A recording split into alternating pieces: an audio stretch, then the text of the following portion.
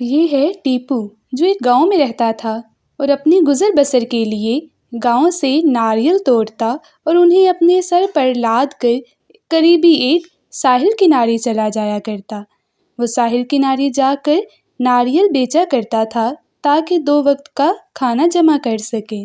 آجو آجو ناریل لے لو، میٹھا پانی ناریل لے لو، گرمیوں کا تحفہ 20 روپے 20 روپے، آجو آجو ناریل لے لو۔ لیکن مہنگائی کے اس دور میں آج کل ساحل کنارے لوگ بھی بہت کم آتے تھے، اس لیے ناریل بھی کم بکتے۔ بہت انتظار کے بعد ایک لڑکی اس کے پاس آئی اور کہنے لگی، ناریل والے بھائی کتنے کا ہے ناریل؟ ہاں اس گرمی میں بالکل ٹھنڈا ٹھنڈا ناریل ہونا چاہیے۔ ٹیپو بہت خوش ہوا اور کہنے لگا، جی باجی بس 20 روپے کا، یہ لیجئے۔ آج کے سارے دن میں یہ پہلا ناریل تھا جو اس نے بیچا تھا۔ لڑکی نے ناریل پانی کے مزے لیے، ٹھنڈا ٹھنڈا پانی پیا اور اس کے پیسے دینے کے بعد وہ وہاں سے چلی گئی۔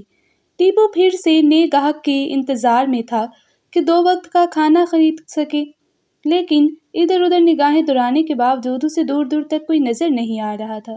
بے بس ہو کر اب وہ گھر واپس لوٹنا ہی چاہتا تھا کہ تھوڑی دیر میں ایک بڑھیا کا وہاں سے گزر ہوا۔ ٹیپو اسے دیکھ کر خوش ہو گیا کہ چلو ایک نیا گاہک آ ہی گیا ہے۔ بڑھیا اس کے پاس پہنچی تو کہنے لگی، ارے بیٹا مجھے ایک ناریل پانی دے دو، گرمی سے برا حال ہے پر میرے پاس پیسے نہیں ہیں۔ بوڑھی اماں کے مدد مانگنے پر ٹیپو نے سوچا کہ چلو جہاں اتنا نقصان اٹھایا وہاں تھوڑا اور سہی، اور کہنے لگا، جی اماں جی، گرمی تو باقی بہت ہے، کوئی بات نہیں، یہ لیجئے ناریل پانی۔ بوڑھی اماں نے ناریل لیا اور اس کے اس مدد کرنے پر وہ بہت خوش ہوئیں۔ انہوں نے ایک جادو پھونکا اور ان کے ہاتھ میں ایک سرخ رومال آ گیا۔ وہ کہنے لگیں، بیٹا یہ لو، یہ جادوئی رومال ہے، تم جب بھی اس سے بولو گے لا رومال لا رومال، اپنا ہنر دکھاؤ، کھانے کی میز سجاؤ، تو تمہارے سامنے مزیدار کھانے آ جائیں گے۔ پر یہ جادو تب تک کام کرے گا جب تک تم دوسروں کی مدد کرو گے۔ ٹیپو نے اپنا سارا سامان باندھا اور گھر کی طرف نکل گیا۔ وہ جلدی سے اپنی بیگم کو وہ رومال دکھانا چاہتا تھا اور سارا قصہ سنانا چاہتا تھا جو آج اس کے ساتھ پیش آیا۔ وہ گھر پہنچا، اپنی بیوی کو رومال دکھایا اور اسے سارا قصہ سنایا کہ کس طریقے سے ایک بڑی اماں اس کے پاس آئیں اور اسے ایک رومال دیا۔ یہ انوکھی بات سننے کے بعد اس کی بیگم بھی بہت حیران ہوئی اور اس سے کہنے لگی، اگر یہ سچ ہے تو پھر تو ہمارے مزے ہی ہو جائیں گے، چلیے آزما کے دیکھتے ہیں۔ رومال کو آزمانے کے لیے ٹیپو نے جملہ دہرایا، لال رومال، اپنا ہنر دکھاؤ، کھانے کی میز سجاؤ۔ جادوئی جملہ بولتے ہی فوراً سے کھانے کی میز سج گئی۔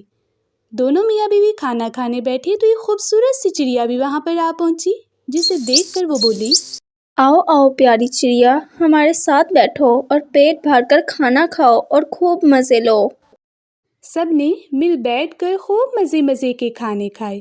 بہت سے دن اور راتیں ایسے ہی گزرتی گئیں، لیکن ٹیپو کا اس پر یہ اثر ہوا کہ اب وہ کام نہیں کرتا تھا بلکہ سارا دن آرام کرتا رہتا۔ جب بھوک ستاتی منتر پھونکتا اور کھانا کھا لیتا۔ روز کھانے کی میز میں کوئی نہ کوئی ان کے ساتھ شامل ہو جاتا تھا۔ بنا محنت کے اتنا اچھا کھانا جو مل رہا تھا تو ٹیپو بہت مغرور ہو گیا تھا۔ ایک دن دونوں میاں بیوی کھانا کھانے بیٹھے تھے کہ اچانک دروازے پر دستک ہونے لگی۔ ٹیپو کو کھانا چھوڑ کر دروازے پر جانا پڑا۔ دروازے پر ایک فقیر موجود تھا، اسے دیکھ کر سوال کیا، اللہ کے نام پہ کچھ دے دو بابا، 2 دن سے کچھ نہیں کھایا۔ ٹیپو فقیر پر غصہ کرنے لگا، اسے زور سے ٹانگ ماری اور فقیر نیچے گر گیا۔ سارا کھانے کا مزہ خراب کر دیا، سکون سے بیٹھ کر کھانا بھی نہیں کھانے دیتے۔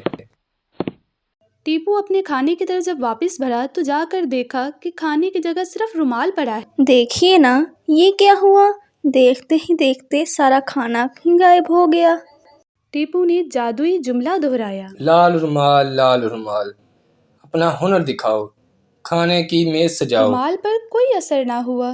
ٹیپو نے بار بار جملہ دہرایا لیکن رومال ویسے کا ویسا تھا، کوئی کھانا سامنے نہیں آیا۔